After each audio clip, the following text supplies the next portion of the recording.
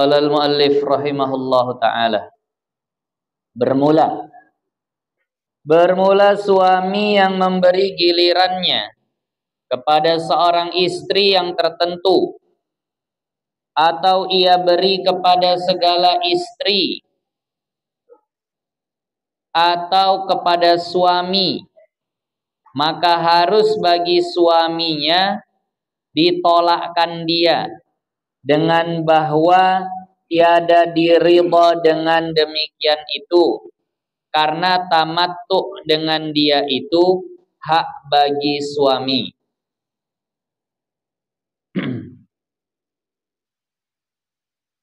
Artinya boleh suami itu membatalkan atau menolak giliran, menolak mendatangi istri-istrinya. Jadi cuma pingin nikah aja, habis nikah tak didatangi istrinya, tapi wajib tetap dinafkahi.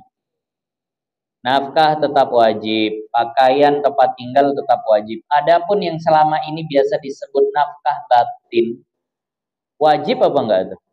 Ternyata di sini dikatakan bahwasannya itu hak bagi suami. Jadi tak wajib, boleh dia tolak. Nah, boleh dia tolak. Jadi memang mohon maaf, yang biasa kita tahu bahwasannya dalam rumah tangga, yang sering meminta tuh suami, yang sering menolak tuh istri, kan begitu ya, guys? Kebanyakan. Nah. Kejadian yang ada seringnya kan seperti itu. Maka oleh karena itu dikatakan bahwa hak itu memang miliknya suami. Nah, jadi istri sebenarnya, tapi nanti akan dijelaskan bahwa suami yang baik tidak akan menyanyiakan istrinya seperti itu, kan begitu. Nah. Jadi karena yang tamattu itu mohon maaf, bernikmat-nikmat, mengambil kenikmatan, itu hak bagi suami. Dan jika diridho oleh suami, dan padahal istrinya itu memberi gilirannya kepada seorang istri yang tertentu daripada mereka itu, bermalam suaminya pada istri yang diberikan kepadanya itu 2 malam keduanya. Nah, jadi kalau seandainya ada seorang istri memberikan gilirnya untuk istri yang lain, ini seharusnya giliran, dia punya 4 istri. Kata istri yang tua, udahlah bang, aku yang penting masuk surga lah. Aku tengok abang kalau ke tempat aku beda senyumnya sama ke tempat yang lain. Kalau abang memang lebih senang sama yang lain tuh, udahlah, ku hibahkan, ku berikan gilirku kepada maduku yang lain. Misal disebut, ditentukan si A, itu suami boleh nolak. Enggak, aku nggak mau, aku tetap mau samamu, ya itu kan hak dia. Tapi kalau mau nerima boleh juga. Ada yang buat seperti itu. Nah, ada yang membuat seperti itu. Ummul Mukminin Sayyidah Saudah binti Zam'ah. Nah, istri Rasulullah yang kalau dalam sebagian kitab sejarah, inilah yang dinikahi Rasulullah setelah wafat Sayyidah Khadijah. Jadi Sayyidah Saudah binti Zam'ah dulu, kemudian barulah Sayyidah Aisyah. Maka Sayyidah Saudah binti Zam'ah memang ini yang paling senior. Dari segi usia, juga dari segi lebih dahulu bersama Nabi. Maka beliau ini udah jadi punya status istri Rasul aja udah senengnya luar biasa. Gak ngarep apa-apa lagi, cukup tidak lepas aja lah status istri daripada baginda Nabi Muhammad. Jadi diperhatiin, gak bisa ditutup kemungkinan, gak bisa ditutup penglihatan. Tetap aja kelihatan bahwa Rasul itu memang condong hati kepada Sayyidah Aisyah. Maka beliau hibahkan gilirannya kepada Sayyidah Aisyah. Rasul, kalau tiap malamku nggak apa-apa, engkau datang ke rumah Aisyah, udah ku kasih, udah ku beri giliranku kepada Sayyidah Aisyah. Jadi ini adalah yang dilakukan oleh Sayyidah Saudah binti Zam'ah, karena memang udah putus ke akhirat. Kayaknya kalau orang begini nggak akan ribut-ribut masalah dunia lagi. Karena di antara perkara dunia yang paling bikin nggak enak hati kan perkara seperti ini bagi wanita. Beliau udah, yang penting sama Nabi nanti di akhirat. Karena dikatakan almar'atu di akhiri zaujiha kan. Seorang perempuan akan bersama suami terakhirnya. Udah, yang penting aku nanti di akhirat sama Rasul. Ya kan nggak mungkin celaka. Pasti selamat. Nah, itu tadi. Ini juga yang bikin Sayyidah Aisyah sama Sayyidah Fatimah itu pernah saing-saingan yang pernah kita ceritakan. Sayyidah Fatimah itu pernah kan dibisiin sama Nabi. Waktu Nabi udah mau wafat, dibisiin sesuatu, Sayyidah Fatimah nangis. Nangis. Habis itu disuruh deket lagi sama Nabi, dibisiin kedua, Sayyidah Fatimah senyum luar biasa. Sayyidah Aisyah yang nengok, ini kenapa? Bisikan pertama nangis, bisikan kedua kok senyum lebar luar biasa. Kok kayak anak-anak.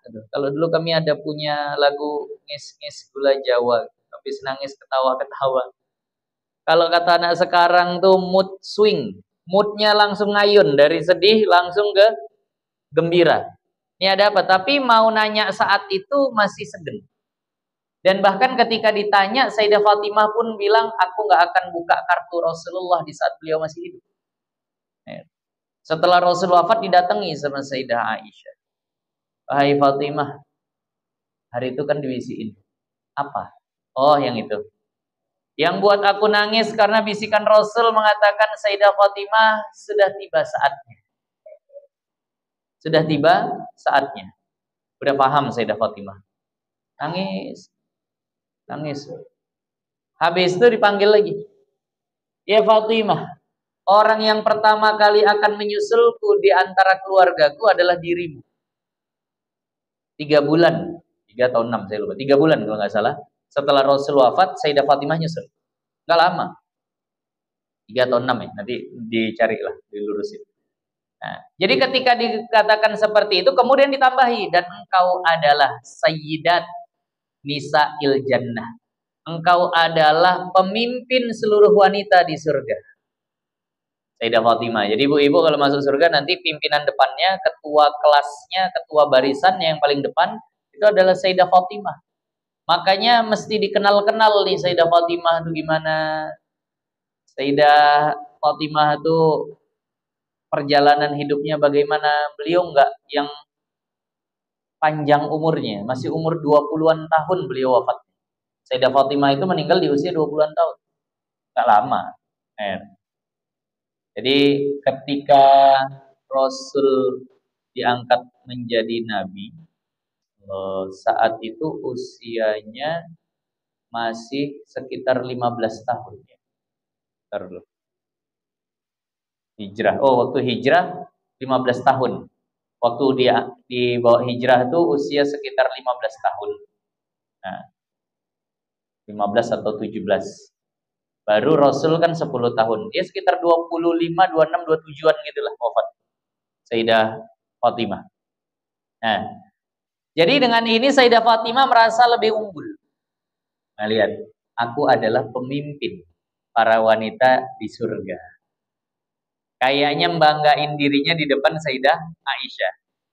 Sayyidah Aisyah ini perempuan cerdas. Bisa mematahkan argumennya. Wahai Fatimah, siapa orang di surga yang kedudukannya paling tinggi? Kata Sayyidah Fatimah, jelas ayahku. Ayahku adalah orang yang kedudukannya paling tinggi, yakni baginda Nabi. Rasulullah lah yang surganya paling tinggi. Dan pernahkah kau mendengar bahwa Rasul bilang seorang istri akan bersama suami terakhir? Kira-kira di mana posisiku? Tentu di samping Rasulullah. Berarti aku berada di surga paling tinggi. Jadi saya dapat Fatimah, iya juga ya. Alah. Ini Sayyidah Aisyah sama Sayyidah Fatimah usianya masih sama-sama muda, jadi sering saing-saingan gitu. Satu waktu Sayyidah Aisyah yang pernah mulai duluan. Ya Fatimah, kata Sayyidah Aisyah, hanya aku yang dinikahi Rasul dalam keadaan perawan. Lain-lainnya enggak. Mohon maaf, mungkin maksudnya bahkan emakmu pun enggak. Siapa emak Sayyidah Fatimah? Sayyidah Khadijah.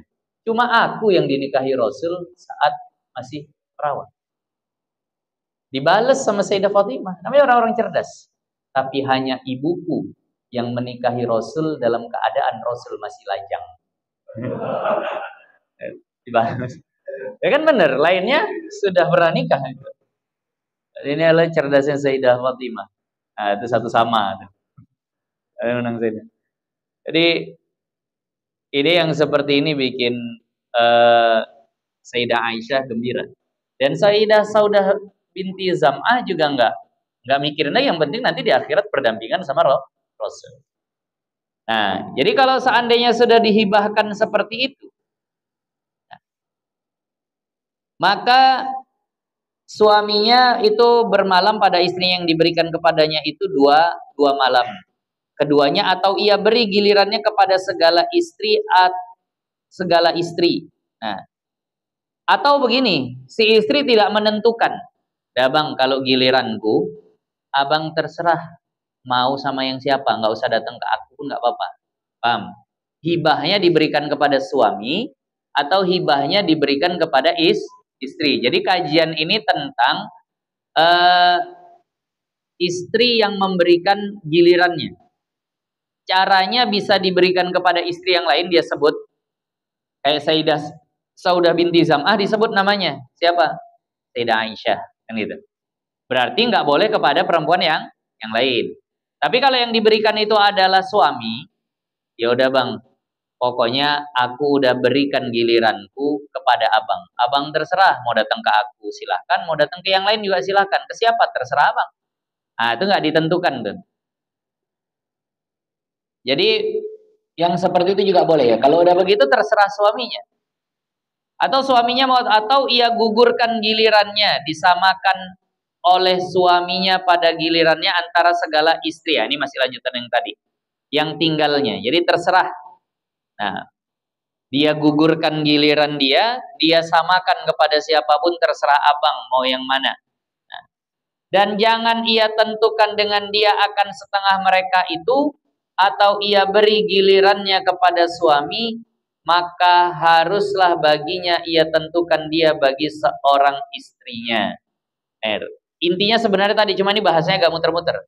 Kalau sudah ditentukan istrinya, jangan dia tentukan kepada istri yang lain, harus yang ditentukan sama si istri yang menghibahkan.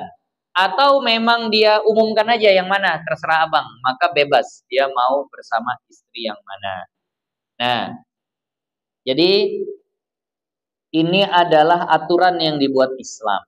Aturan yang dibuat Islam bagi orang-orang yang Allah takdirkan.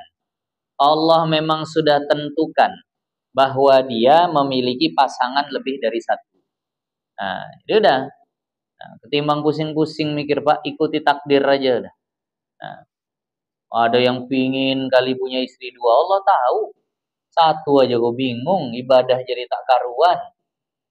Apalagi kalau dua. Tadi ada yang udah dua pingin tiga, ada yang tiga pingin empat. Jadi maka udah ikuti saja takdirnya, nggak akan terubah. Kalau memang di lauh mahfuz tertulis dua, dua. Kalau di lauh mahfuz tertulis satu, satu. Udah. Nah. Jadi maka kalau sudah dapat ketentuan yang seperti itu, harus paham hukumnya. Jangan sampai menjadi zalim kepada istri. Yang lalu kan banyak tuh, mau pindah gimana, mau singgah gimana, mau pindah ada ukurannya tuh yang lalu. Mau singgah-singgah pun ada aturannya yang lalu. Nah, jadi maka dikuasai. Hah? Agak kuat. Oh, di luar kurang dengar. Berarti mic-nya. Ini saya udah kuat soalnya nih. Iya. Masuk aja ke dalam, masuk ke dalam. Bapak-bapak di luar masuk ke dalam. Ibu-ibu kurang dengar juga memang. Iya. Kurang.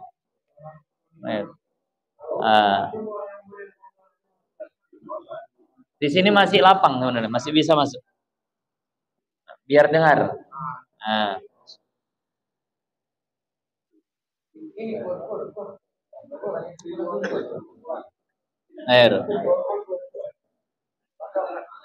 Ini bahas gini mau disuruh kuat bahaya soalnya. Pelan-pelan aja udah. Bahas suruh kuat-kuat. Er.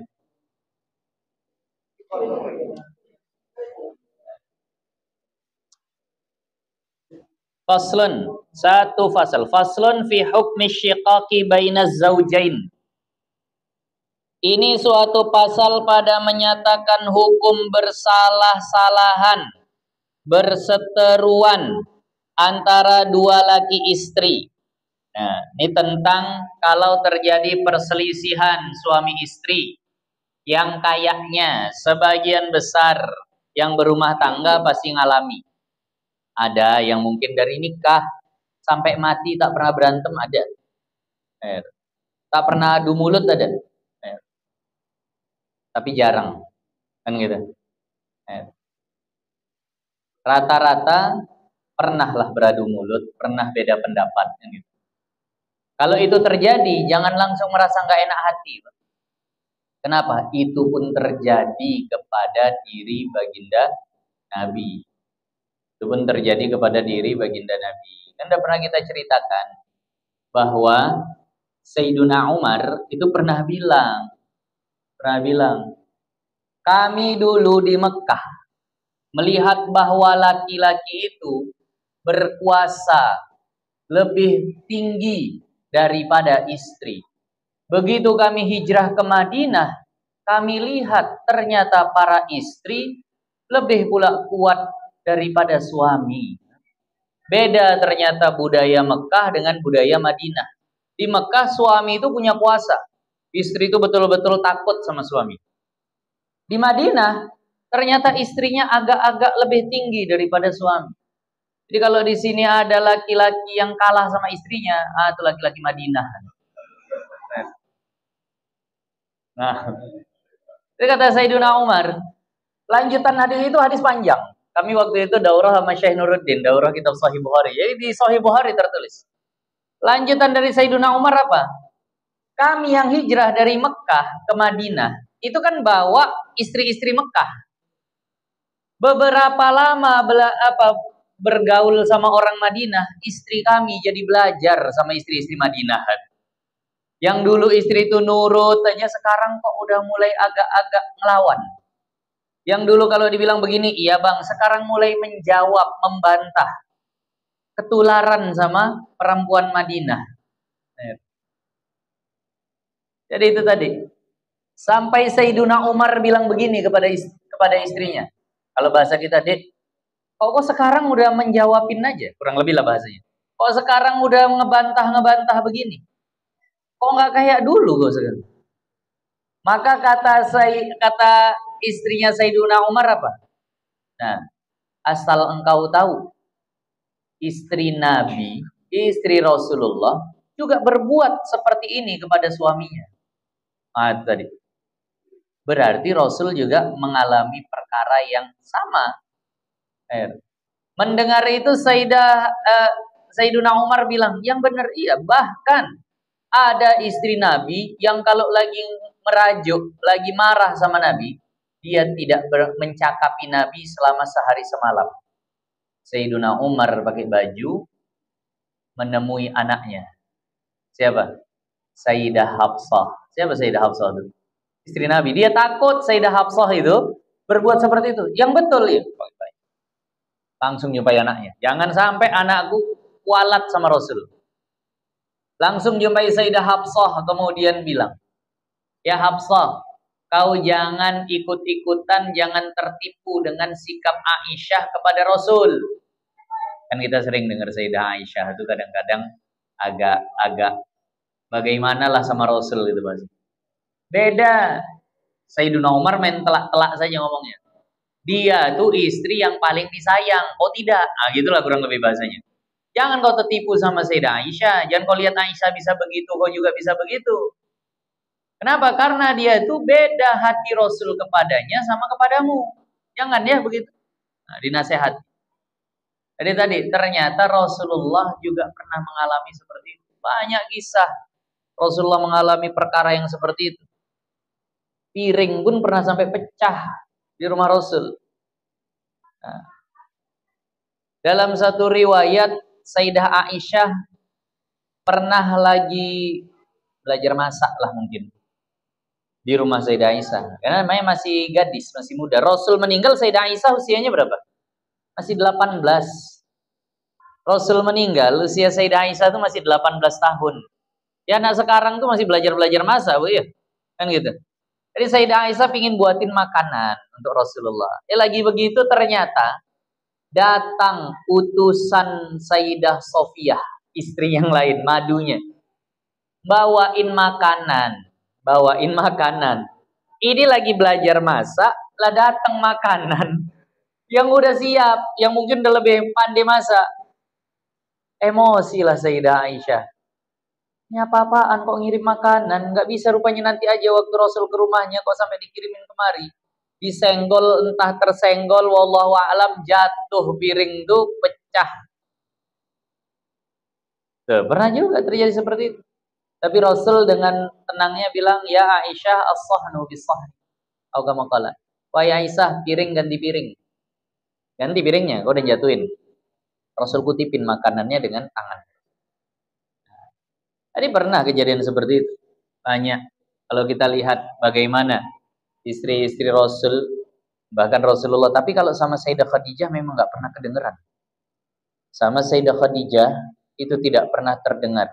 Saya ya wallahu alam, ada mungkin di riwayat lain. Nggak pernah ada riwayat cekcok gimana begitu, itu nggak pernah kedengeran. Makanya luar biasa Rasul itu menghormati Sayyidah Khadijah. Nah, dan yaitu ada kalanya daripada salah seorang, daripada keduanya, atau daripada keduanya. Bisa jadi masalahnya muncul dari satu orang saja, bisa jadi dari dua-duanya. Bisa jadi suaminya aja yang bikin masalah, bisa jadi istrinya yang bikin masalah, bisa jadi dua-duanya bermasalah. Nah, ini pertengkaran, asyiqaq.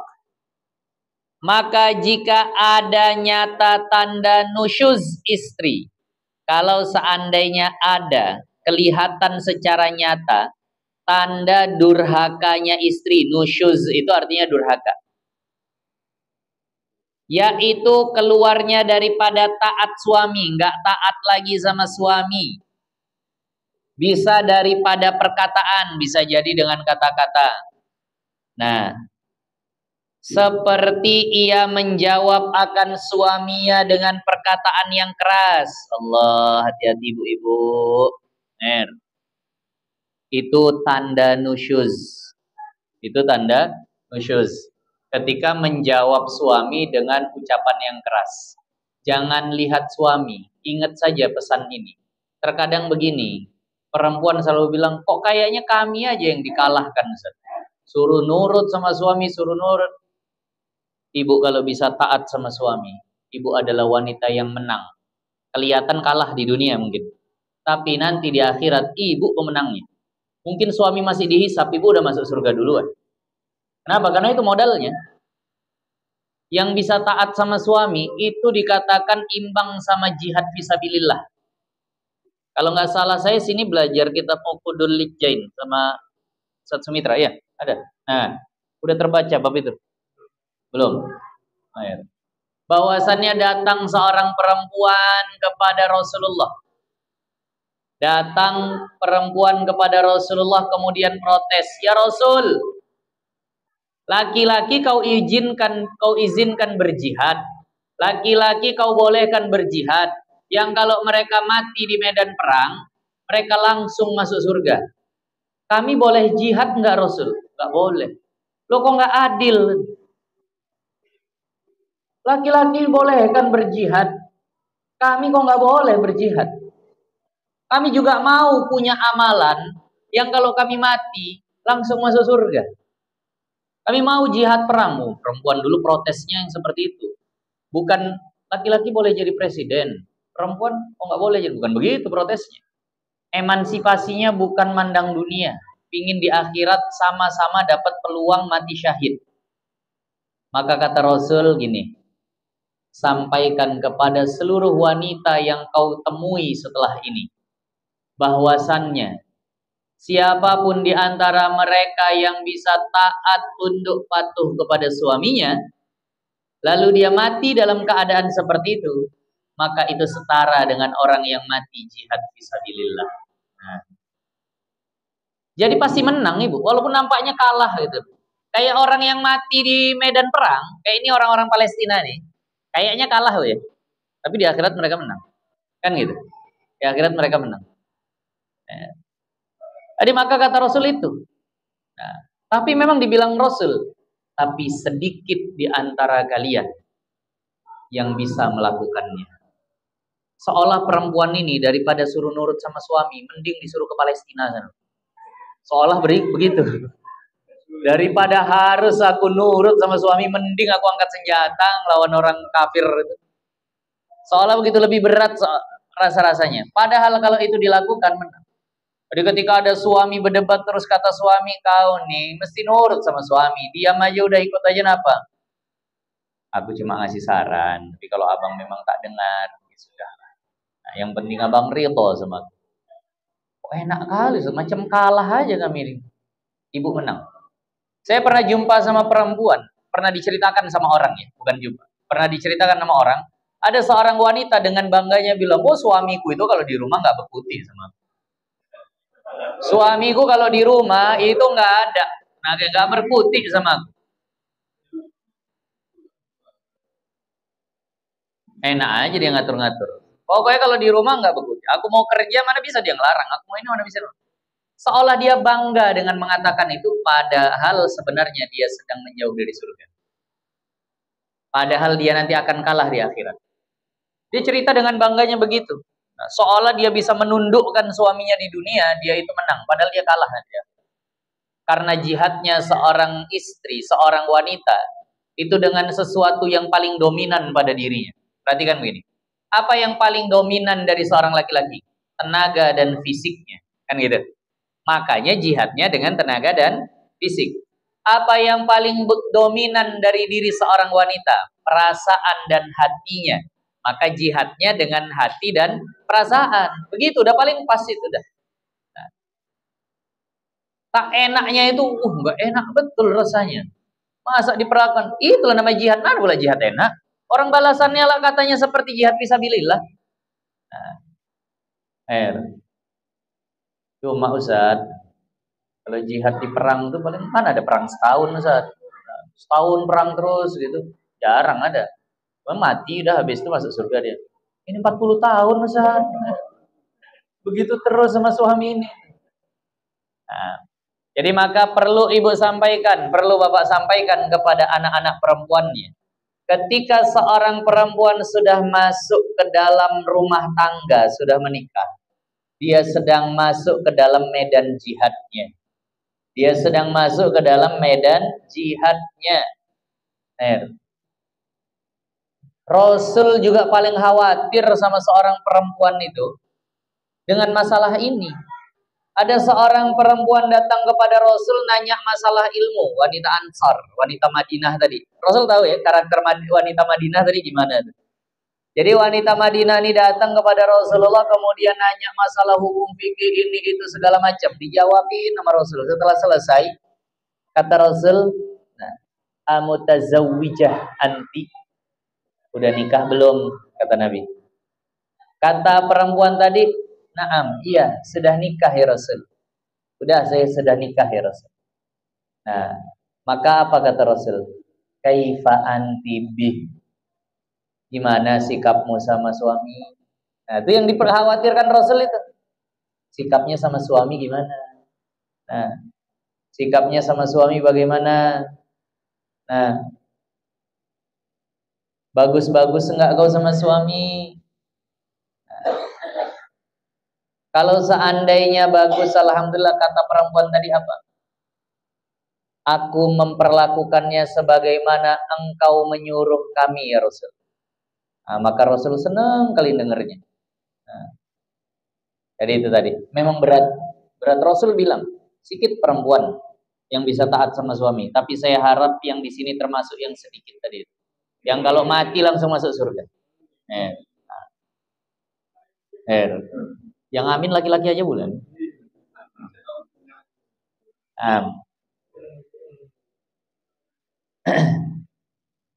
Kami nggak dapat keistimewaan yang seperti itu. Kayaknya kalau seandainya dirubah, mau nggak bapak-bapak? Seandainya posisinya dirubah, kalau ada suami tunduk patuh taat sama istri, maka akan langsung masuk surga. Bagi yang memang surga, dia nggak akan peduli dengan siapa dia tunduk patuh taat, dia hanya peduli siapa yang nyuruh. Yang nyuruh kan Allah, udah. Nah, jadi maka tadi, jangan pernah merasa kalah, jangan pernah merasa hina, karena sesungguhnya itu adalah kemuliaan dan kemenangan nanti di akhirat. Nah, itu tadi. Tapi artinya begini, kalau seandainya ternyata istri tidak sesuai menjalankan apa yang kita bahas, jangan pula langsung ngerasa, wah ini istri tak layan. Banyak sahabat yang bertahan dengan itu, banyak ulama yang bertahan dengan itu. Ulama katakan, nah, kalau ada seseorang itu punya dosa, Allah akan hapus dosanya dengan ujian di fisiknya, badannya sakit mungkin, di hartanya, duitnya sedikit, nah, atau di keluarganya, istrinya cerewet, melawan segala macam. Jadi kalau dapat yang begitu, lihat saja, mungkin ini adalah kafarah dosaku waktu lajang. Udah, gitu kan? Gitu juga Bu, kalau yang perempuan dapat suami kok nggak sesuai gitu. Nah, ini adalah kafarah penebus dosaku ketika gadis. Nah, jadi makanya udah sabarin. Tapi ingat, selalu saya katakan, beda sabar, beda sayang dengan takut. Silahkan mungkin bapak males ribut sama istri, tapi jangan gara-gara itu kita meninggalkan Allah. Ya. Aku mau ngaji, janganlah bang gini. Kau mau nangis, kau mau marah pun ya terserah. Tapi ngaji ini wajib, aku kan tetap ngaji. Nah itu. Jangan gara-gara udahlah, gak usah ngaji. Jangan. Nah itu namanya takut itu, begitu. Jangan takut sama istri. Nggak boleh. Oh ya ngaji. Aku mau sedekah. Nah, aku mau sedekah, ini duitku ada sekian, aku pokoknya mau sedekah. Nah, kata istri, enggak. Ya, gimana? Aku mau masuk surga. Kalau kau tak mau aku masuk surga, ya berarti kau bukan istri yang baik. Nah, tadi. Jadi maka tetap artinya jangan sampai kita melanggar perintah Allah karena takut kita sama istri.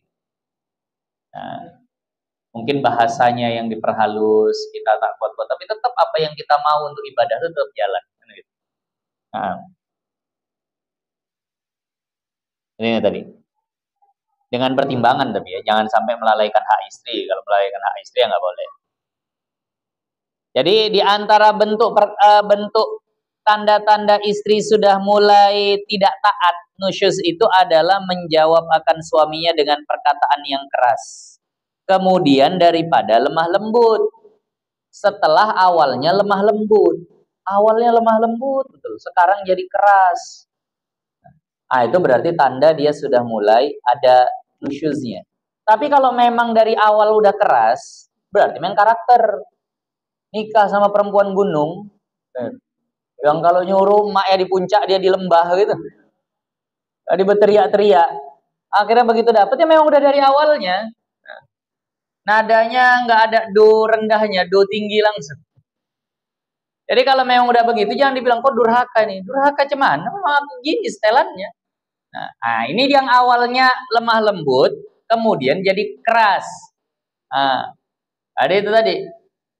Jadi maka oleh karena itu kalau seandainya awalnya tidak begitu jadi begitu, itu baru namanya tanda nusyuz. Tapi kalau awalnya memang udah begitu, kata orang-orang Batak, orang-orang Madiun itu kan agak-agak keras kalau ngomong.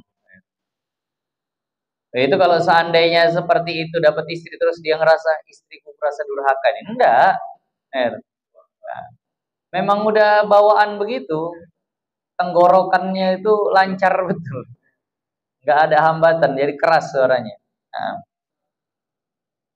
Nah, atau perbuatan, atau bisa juga bentuk nusyuz itu bukan dari perkataan tapi dari perbuatan. Seperti didapatkan dia berpaling daripadanya. Nah, berpaling itu dipanggil nggak datang, atau buang muka, bermuka masam. Nah, padahal tanpa ada salah syar'i lah dari suami. Ya, kalau suaminya minum-minum pula ya wajar lah gitu. Kalau itu jangankan istri, Allah pun marah kan begitu. Paling muka masem, nggak seneng, itu wajar. Ini suami nggak ada masalah, nggak ada gimana, hak-hak juga dipenuhi, dia berpaling berbuka masam. Nah, atau masam mukanya, kemudian daripada lemah lembut, padahal awalnya lemah lembut. Nah, dan manis mukanya, awalnya lemah lembut, awalnya manis mukanya, sekarang jadi berpaling dan masam. Nah, atau keluar daripada rumahnya dengan tiada udzur. Nah, atau dia keluar rumah dengan tiada udzur. Nah, udah dilarang sama suami, tapi tetap aja keluar rumah. Nah, ini juga satu hal yang tidak baik. Satu hal yang nggak baik. Tanda-tanda melawan lain. Kalau ada bahkan begini, kalau ada suami istri bercerai, itu yang keluar rumah siapa? Suami, bukan istri. Bukan istri yang keluar. Jadi kalau memang udah tak cocok segala macam, suami yang keluar dulu sampai habis masa iddah. Kalau itu bahkan kalau itu rumah suami, itu rumah dia, rumah si suami. Berantem sama istrinya, ya udah balik sana ke rumah orang tuamu. Salah, itu suami tak ngaji. Kecuali dia memang tak mau di situ. Nah, dan kayaknya kita nggak ada kecocokan. Nah, misal dijatuhkannya, kita cerai. Nah, suami kemasih barang, suami pergi. Nah, kemana ya terserah. Nah, pergi mungkin ikut jamaah tabligh 40 hari segala macam, 4 bulan. Nah, balik tanya, habis sudah belum iddah? Kalau udah, mohon maaf, iddah sudah habis. Nah, kemudian itu tadi. Kalau mau rujuk. Kalau belum habis rujuk masih boleh. Nah, atau menegahkan daripada istimta suami dengan dia, atau nggak mau di istimta oleh suami. Suaminya mau istimta, dia tak mau. Mohon maaf, bahasanya udah pada dewasa lah. Nak disentuh dia tak senang, nak dicium dia tak mau. Itu bentuk nusyuz. Itu bentuk nusyuz. Tapi gimana ya? Kadang-kadang ya memang harus paham juga lah. Artinya begini. Ada mungkin keadaan istri itu memang betul-betul lagi tak enak betul. Pahami juga lah keadaan.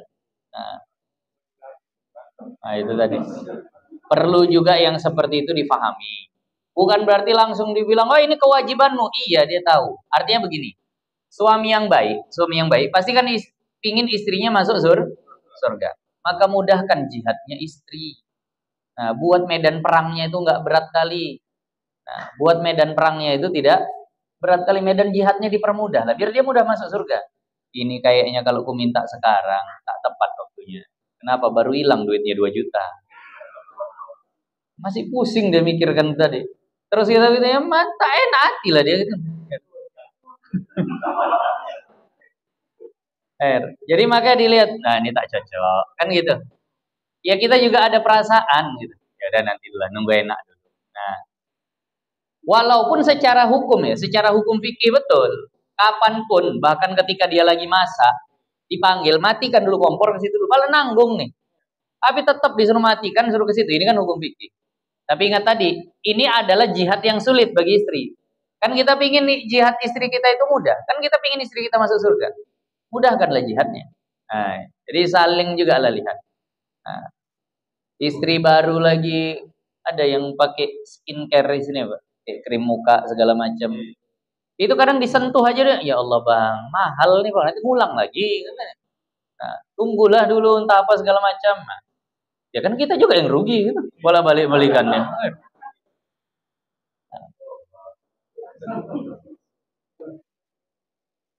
Nah,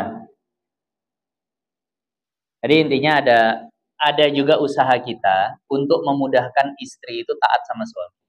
Bahkan orang tua kepada anak saja sudah seperti itu. Tolong anakmu agar bisa berbakti kepadamu, kan itu. Bantu anak, jangan sikit-sikit kita nyuruh, oh durhaka kok ini tak mau, durhaka. Tertekan juga dia. Iya juga durhaka, tapi mana mak nyuruhin terus ntar aja. Apalagi pada istri. Tapi kalau nggak ada uzur jangan. Nah, daripada istimta suami dengan dia. Dan jika tiada dengan jima sekalipun, walaupun yang diminta bukan jima. Walaupun yang diminta bukan jima. Jangan ditolak.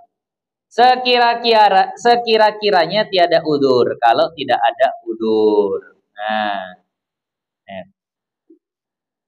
Nah, kalau sudah terjadi tanda-tanda ini, ini Bu jangan dibuat Bu ya. Ini tanda nusyuz ini. Jangan dibuat. Ngomong yang lemah lembut sama suami. Ngomong lemah lembut sama suami. Mau keluar rumah izin dulu sama suami. Kalau suami ada hajat justru dibantu. Nah, karena dia sedang suami ini kan kerja di luar. Kita nggak tahu apa yang dilihatnya di luar sana. Mungkin ada sesuatu yang mungkin mengotori hatinya, yang membuat syahwatnya jadi tidak terkendali. Dia pulang semata-mata melaksanakan perintah Nabi. Kata Nabi, apabila kau lihat sesuatu di luar sana, idza a'jabatka jamalatum ra'atin aw kama qala, kalau seandainya kalian kagum dengan kecantikan seorang perempuan, maka datanglah kepada istrimu. Nah, tadi untuk menepis itu tadi yang seperti itu. Jadi suami kerja di luar, nah segala macam hal yang dilihat-lihatnya, segala macam hal yang memang mungkin dijumpainya, apalagi yang memang banyak jumpa perempuan. Maka ketika dia pulang, dia sepertinya ada hajat tuh dibantu. Nah, untuk mengendalikan tadi itu. Nah, karena kalau tidak nanti digolongkan kepada istri yang nusyuz. Memang tingkatan perempuan itu beda-beda. Kita tahu perasaannya juga beda-beda. Ada yang memang sudah betul-betul fokus ke akhirat. Ingat ada seorang ulama, dia punya istri namanya ini Imam Ahmad bin Hanbal, saya lupa. Imam Ahmad bin Hanbal kalau nggak salah. Itu sama manusia hubungannya bagus karena fokusnya ingin mendapatkan akhirat yang bagus. Ketika Imam Ahmad bin Hanbal hendak beralih kepada istrinya yang satu, kata istrinya yang saat itu sedang berada pada gilirannya, suaminya mau pindah giliran kepada istri yang lain. Abang pamit lah ya, mau berangkat lagi, mau ke yang berikutnya, gitulah. Karena mungkin udah sehari di sini atau bagaimana. Istrinya bilang, jangan berani abang keluar rumah. Kenapa? Sini. Jangan sampai abang keluar dari rumahku, bertemu dengan istri abang, dalam keadaan abang nggak rapi, nggak kemas. Sini, ku buat dulu abang wangi, ku buat dulu abang rapi, supaya abang jumpa sama maduku dalam keadaan yang sudah paling bagus. Bisa dapat yang seperti itu. Nggak ridho deh. Jangan. Disisirinya, dirapikannya, diwangikannya, segala macam. Nah, karena memang udah pikirannya akhirat. Dia dapat pahala. Nah, itu tadi. Ya, ini cerita aja nih. Artinya ada, ya sebagai pemberitahuan kita ada wanita-wanita yang memang seperti itu. Jihad dan jihad tadi itu. Jihad dengan hatinya seperti itu. Nah, beda-beda. Nah, keadaan perempuan tuh beda-beda. Ada yang sampai setingkat itu. Yang mungkin bisa dilakukan paling tidak, ada juga istri seorang ulama, kalau dia lihat ini jam suami bentar lagi pulang. Jadi istrinya juga seorang alimah, seorang yang luar biasa rajin belajar. Selama suaminya kerja, itulah kesempatannya di rumah menghabiskan bacaan-bacaan kitab. Setelah ngurusin anak, beberes rumah semuanya, dia baca kitab, dia belajar. Dia lihat bentar lagi suaminya pulang. Dia berdandan secantik mungkin, dia tunggu di kamar. Begitu suaminya pulang, assalamualaikum, waalaikumsalam. Pertanyaannya cuma satu, abang ada hajat tidak? Kalau tak ada, katanya dia buka lagi semua, kemudian dia lanjutkan baca kitab. Nah, abang ada hajat tidak? Kalau kata suami ada, maka itulah dia lakukan. Kalau seandainya tidak ada, dia ganti lagi pakaiannya dengan pakaian belajarnya, dia belajar lanjut. Masya Allah. Kalau itu kayaknya bisa, Bu. Nggak kayak yang tadi itu berat betul. Kalau ini agak-agak bisa. Tapi, payah juga ada Pak Isa.